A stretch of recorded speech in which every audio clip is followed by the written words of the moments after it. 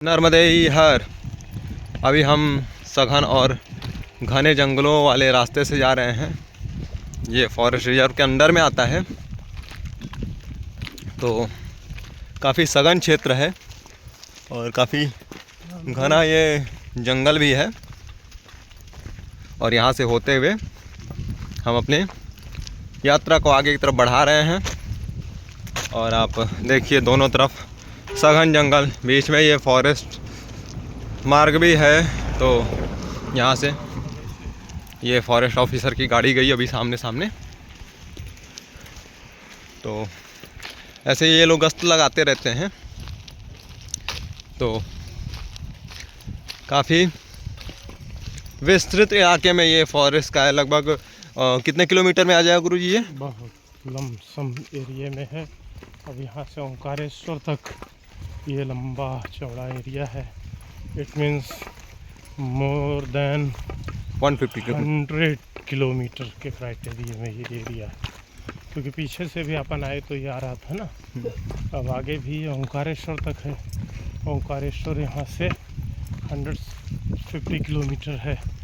तो 100 किलोमीटर का एरिया तो फॉरेस्ट में आता ही है। थोड़ा थोड़ा बीच बीच में गांव बस्ती, बट मोस्टली फॉरेस्ट एरिया है। और ये सतपुड़ा के घने जंगल बहुत आनंद देते हैं। अपने आप में चलना बहुत आनंददायी है इनमें। नर्मदे हर।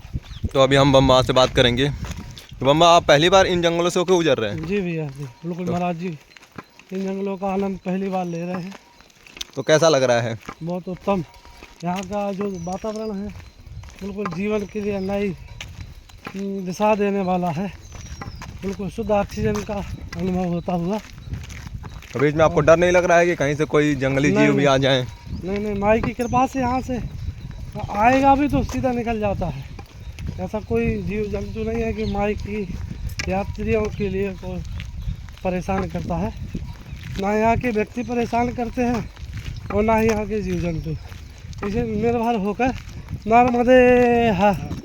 तो देखा कि परिक्रमा वासियों का बड़ा जो दल भी है और बड़ा जो विश्वास नर्मदा मैया पे है। नर्मदा मैया उसको प्रत्येक क्षण बनाए रखती हैं।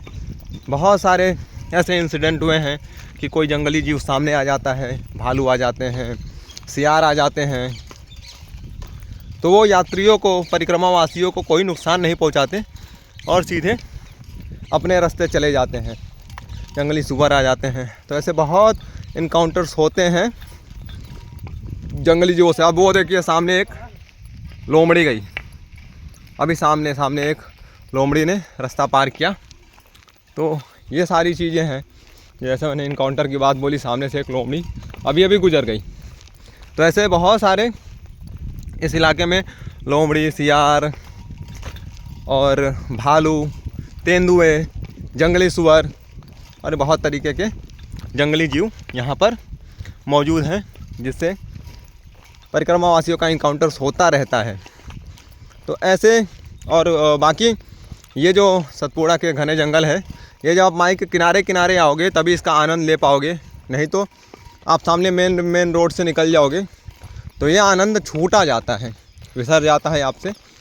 तो ऐसे आनंद की स्थिति केवल मैया के किनारे ही आती है और मैया का कृपा भी आपको खूब मिलता है यहाँ पर।